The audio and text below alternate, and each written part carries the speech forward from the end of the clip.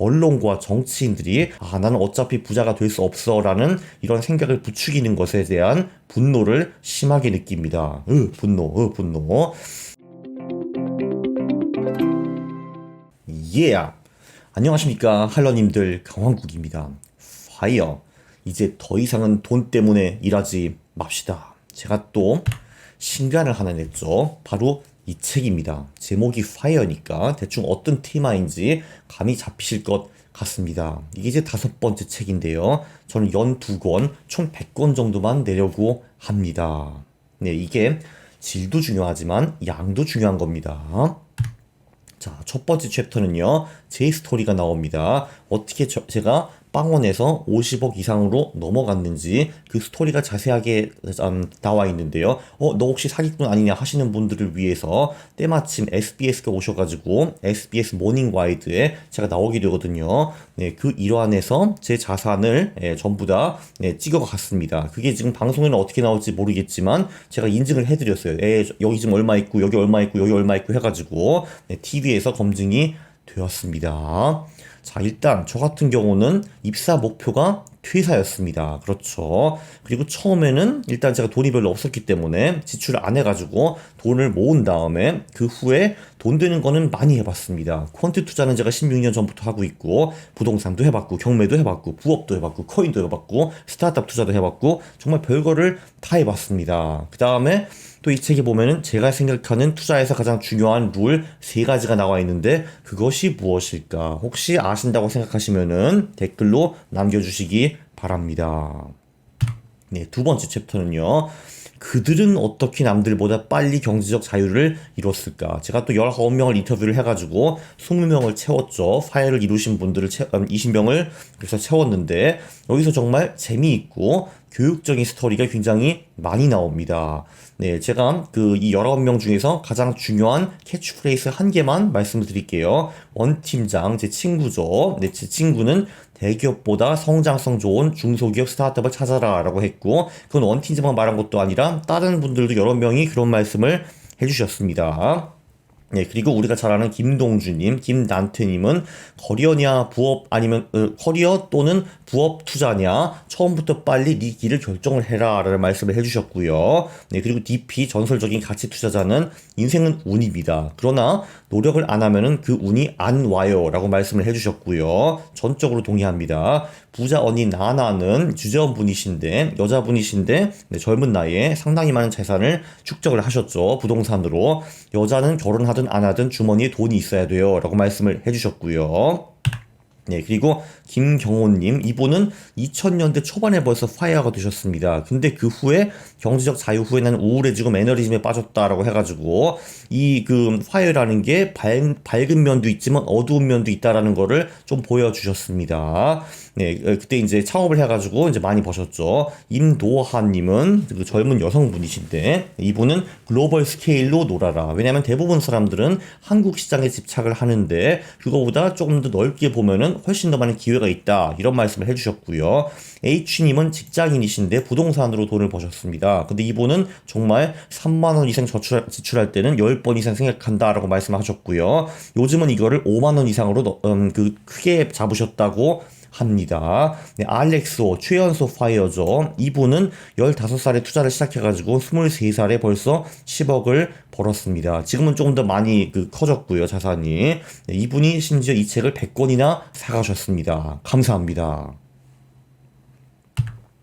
네, 그리고 이제 임가님, 이분이 특이하신 분이신데, 이분은 우간다, 아프리카에서 포커를 치셔서 돈을 버셨거든요. 한국에서 돈을 벌어서 물가가 저렴한 외국에서 거주하라. 이런 중요한 팁을 남기셨고, 업라이즈 이충엽 대표님은 당장 돈이 없더라도 일단 투자, 시장에 참여하라라는 굉장히 중요한 말씀을 남기셨습니다. 재테크는 스크루지, 직장인이시고 책도 내셨죠. 자본이 필요 없는 부업을 일단 찾아라 라고 말씀을 해주셨고요. 최재훈님은 미국에서 엄청 고생하시면서 언젠가 한 번은 자산이 7달러로 떨어진 적도 있었는데 그 밑바닥에서 이제 노숙도 하시면서 살아남으신 분이에요. 이분은 왜 내가 파이어가 되고 싶은지 명확히 알아라. 이분은 왜라는 단어를 굉장히 중요시 여기셨습니다.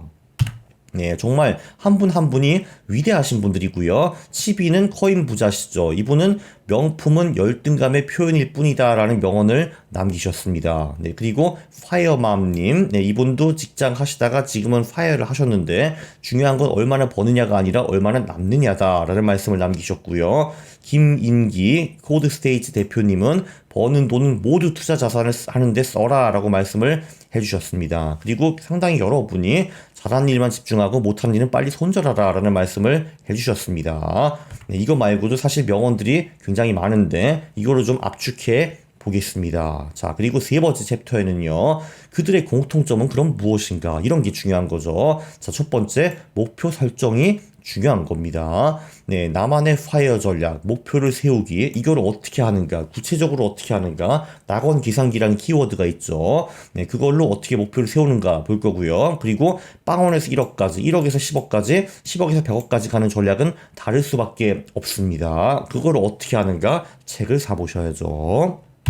두 번째, 지출을 줄이는 그들만의 특급 노하우. 사실 파이어를 달성하신 분들은 태생적으로, 유전적으로 지출을 별로 좋아하지는 않습니다. 네, 그런데 지출을 줄인다고 많은 것을 포기할 필요는 없다. 근데 어떻게? 네, 그런 것도 책에 나와 있고요. 그거 말고도 지출을 줄이는 실전 꿀팁들이 좀 많이 나와 있습니다.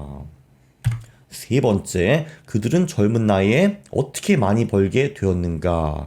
네, 이것도 중요한 얘기인데요.